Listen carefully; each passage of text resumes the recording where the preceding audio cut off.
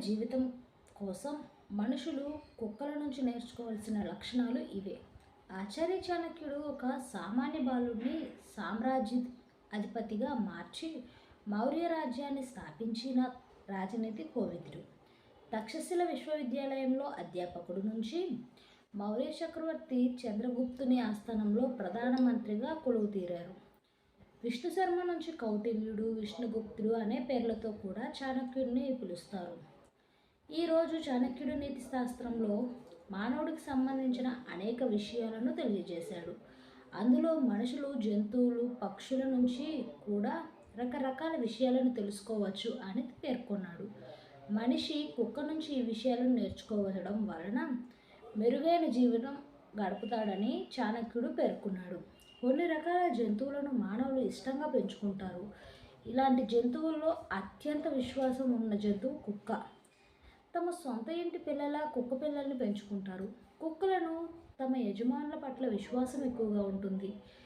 అవసరం అయినప్పుడు ఓదార్పునిస్తాయి. అదేవిధంగా కుక్కలోని ఈ సుగుణాన్ని మనుషులు కూడా ఇతరుల భావాలను అర్థం చేసుకోవడం నేర్చుకోవాలి. ఎవరైనా బాధలో ఉన్నప్పుడు సానుభూతిని చూపించాలి, మద్దతుగా నిలవాలి. కుక్కలు ఎక్కువగా ఆడుకోవడానికి ఇష్టపడతాయి. ఈ అలవాటు వాటిని ఆరోగ్యంగా, సంతోషంగా ఉంచుతాయి. ఆరోగ్యం, ఆనందాన్ని కాపాడుకోవడానికి మానవులకు శారీరక శ్రమ, ఉల్లాసం కోసం ఈ అలవాటుని తమ జీవితాల్లో నేర్చుకోవాలని చాణక్యుడు సలహా ఇస్తున్నాడు. కుక్కలు తేలిగ్గా నిద్రపోతాయి.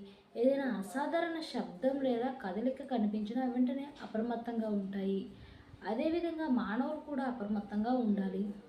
విశ్రాంతి తీసుకుంటున్నప్పుడు కూడా సంభావ్య ముప్పులకు ప్రతిస్పందించడానికి సిద్ధంగా ఉండాలి. కుక్కలు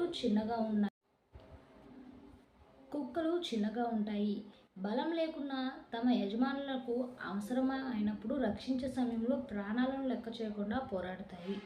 పెద్ద ముప్పు ఏర్పడిన ఎటువంటి పరిస్థితి ఎదురైనా సవాళ్లను ధైర్యంగా ఎదుర్కోవాలని, ప్రతికూలత పరిస్థితులు ఎదురైతే పారిపోకూడదని చాణక్యుడు సూచించాడు. కుక్కలు కొత్త విషయాలను అన్వేషించడానికి, తెలుసుకోవడానికి ఆసక్తిని కలిగి ఉంటాయి. అవి ఏదైనా పూర్తిగా అర్థం చేసుకునే వరకు ఉత్సుకతను అసలు విశ్రాంతి తీసుకోవు. అదేవిధంగా మానవులు అనుసరించి ఏదైనా కొత్త విషయం నేర్చుకోవడాన్ని కొనసాగించాలి. ఈ అలవాటు వ్యక్తిగత అభివృద్ధిని వేగవంతం చేస్తుంది. కుక్కలు చిన్న చిన్న విషయాలకే ఉత్సాహంగా, ఆనందంగా ఉంటాయి.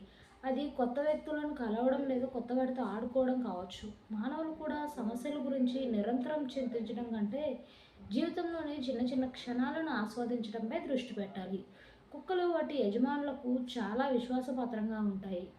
ఇవి ఎటువంటి సమస్య ఎదురైనా తమ యజమానిని రక్షించడానికి సిద్ధంగా ఉంటాయి. మానవులు తమ పని, సంబంధాలు, జీవితంలోని ఇతర అంశాల్లో కూడా విశ్వాసాన్ని, అంకిత భావాన్ని అలవర్చుకోవాలని చాణక్యుడు నొక్కి నొక్కి చెప్పాడు. జ్ఞానవంతుడి సీక్రెట్ ఇదే. కష్టాలు రావద్దంటే విదురుడి మాట వినండి. మహాభారతంలో ఒక ప్రత్యేకమైన భాగం విదురనీతిగా ప్రసిద్ధి చెందింది. ఇది మహారాజు ధృతరాష్ట్ర, మహాత్మా విదుర మధ్య జరిగిన సంభాషణపై ఆధారపడి ఉంటుంది. ఈ నీతి మన జీవితంలో అనేక ముఖ్యమైన పాఠాలను తెలియజేస్తుంది. ఇది మన జీవితాన్ని శాంతియుతంగా, సుఖంగా గడపడానికి మార్గదర్శకం కావచ్చు. మహాత్మా విదురుడు మహాభారతంలో ముఖ్యమైన వ్యక్తి. ఆయన చెప్పిన మాటలు ఎప్పటికీ కూడా చాలా విలువైనవిగా ఉంటాయి. విదురనీతి ప్రకారం తెలివైన మనిషి జీవితం, డబ్బు, ఆరోగ్యం లేదా వాతావరణం వల్ల మారదు. ఉదాహరణకి సీజన్ల మార్పులు, వేసవి, శీతాకాలం, గ్రీష్మకాలం వంటి వాతావరణ మార్పులు జ్ఞానవంతుడి జీవితంపై ఎటువంటి ప్రభావాన్ని చూపవు. ఆయన ఎప్పుడూ తమ పనులు ఒక పద్ధతి ప్రకారం చేసుకుంటూ వెళ్తాడు. వాతావరణం మంచిగా ఉన్నా, బాగా లేకున్నా ఆయన చేసే పని మాత్రం ఆగదు. ఇవన్నీ ఆయన ఆలోచనలకు అడ్డురావు. తెలివైన మనిషి జీవితంలో ప్రేమ, భయం కూడా ఏమీ చేయలేవు. ముఖ్యంగా మామూలుగా అయితే మనం ఎవరినైనా ప్రేమిస్తే ఒకలా, ద్వేషిస్తే ఇంకొకలా ప్రవర్తిస్తాం. కానీ జ్ఞానవంతుడు మాత్రం ప్రేమ ఉన్నా, ద్వేషం ఉన్నా తన పని తాను చేసుకుంటూ పోతాడు. ఆయన స్వచ్ఛమైన మనసుతో భయం లేకుండా తన పనులు చేస్తాడు. ఎప్పుడూ తన సొంత ఆలోచనలు, పద్ధతుల ప్రకారమే నడుచుకుంటాడు. తెలివైన మనిషికి డబ్బు ఉన్నా లేకున్నా ఒకటే. మహాత్మా విదురుడు డబ్బుకు అంత విలువ ఇవ్వలేదు. అది మనకు మంచి పాఠం నేర్పుతుంది. మనకు కావలసిన బలం, శక్తి ఏదో విధంగా సంపాదించుకోవచ్చు. కానీ డబ్బు కోసం మరీ ఎక్కువ కష్టపడి మన టైం, శక్తిని వేస్ట్ చేసుకోవద్దు. విదురనీతి చెప్పే ఈ 3 ముఖ్యమైన విషయాలు తెలివైన మనిషికి ఉండే లక్షణాలు. ఈ లక్షణాలు ఉన్నవాళ్ళు జీవితంలో పెద్దగా కష్టాలు, అడ్డంకులు లేకుండా చూసుకుంటారు. వాళ్ళ జీవితం ఎప్పుడూ మంచిగా, తెలివిగా, ప్రశాంతంగా, విజయవంతంగా సాగుతుంది. యవ్వనంలో మీరు చేసిన ఈ 5 తప్పులు జీవితాన్ని నాశనం చేస్తాయి. వృద్ధాప్యంలో శిక్ష అనుభవించాల్సి వస్తుంది. యవ్వనం జీవితంలో స్వర్ణయుగం. ఈ వయసులోనే ఎన్నో కలలు కంటారు. వాటిని నెరవేర్చుకోవాలనే తపన కూడా వారిలో ఎక్కువగా ఉంటుంది. కానీ యవ్వనం చాలా చాలా సున్నితమైనది. ఈ వయసులో తీసుకునే తప్పుడు నిర్ణయాలు భవిష్యత్తులో పశ్చాత్తాపానికి గురిచేస్తాయి.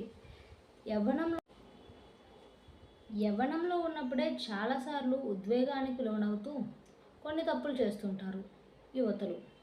అది వారి కెరీర్ను, రిలేషన్షిప్స్ను, మొత్తం భవిష్యత్తును ప్రభావితం చేస్తుంది. కొత్త దౌత్యవేత్త ఆచార్య చాణక్య కూడా యువత చాలా ముఖ్యమైనదని, యవ్వనంలో చేసే కొన్ని తప్పులు ఒక వ్యక్తి భవిష్యత్తుపై తీవ్ర ప్రభావాన్ని చూపుతాయని అన్నారు.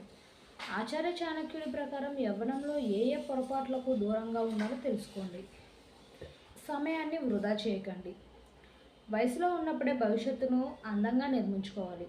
ఆచార్య చాణక్యుడి ప్రకారం యవ్వన రోజులను వృధా చేసే వ్యక్తి తన గొయ్యి తానే తవ్వుకున్నట్లు. యువత సరదాలకు స్వస్తి చెప్పి కేవలం పనిలో నిమగ్నం కావాలని కాదు, కానీ సమయం మొత్తాన్ని సరదాగా గడపడం వల్ల భవిష్యత్తును అంధకారంలో పడిపోతుంది. కాబట్టి సమయాన్ని వృధా చేయకుండా మీ జీవిత లక్ష్యాన్ని నిర్దేశించుకోండి. దాన్ని నెరవేర్చుకోవడానికి సిద్ధంగా ఉండండి. చదువును విస్మరించకండి. ఆచార్య చాణక్యుడి ప్రకారం యవ్వనంలో చదువును, వృత్తిని విస్మరించిన వ్యక్తి జీవితాంతం పశ్చాత్తాపపడాలి. ఎందుకంటే యవ్వనం అనేది ఏ వ్యక్తి జీవితంలోనైనా తన భవిష్యత్తుకు పునాది వేసే సమయం. కానీ ఈ ముఖ్యమైన రోజులను కేవలం సరదాగా గడిపే వ్యక్తి, తన కెరీర్ను విస్మరించిన వ్యక్తి జీవితాంతం ఇబ్బంది పడాల్సి వస్తుంది. ముఖ్యంగా ముసలితనంలో పేదరికాన్ని అనుభవిస్తారు. ఆరోగ్యం. ఆచార్య చాణక్యుడి ప్రకారం యవ్వనంలో ఆరోగ్యాన్ని విస్మరించేవారు వృద్ధాప్యంలో చాలా బాధపడాల్సి వస్తుంది. నిజానికి యవ్వనంలో శరీరం నిండా ఎనర్జీ, ఉత్సాహం ఉంటుంది. ఇలాంటి పరిస్థితుల్లో ఈ ఎనర్జీ ఎప్పుడూ తన శరీరంలో ఉంటుందని యువత భావిస్తుంటారు. వారు తమ ఆహారం, ఆరోగ్యంపై దృష్టి పెట్టరు. యవ్వనంలో తప్పుడు ఆహారం, అనారోగ్యకరమైన దినచర్యల ప్రభావం వృద్ధాప్యంలో కనిపిస్తుంది.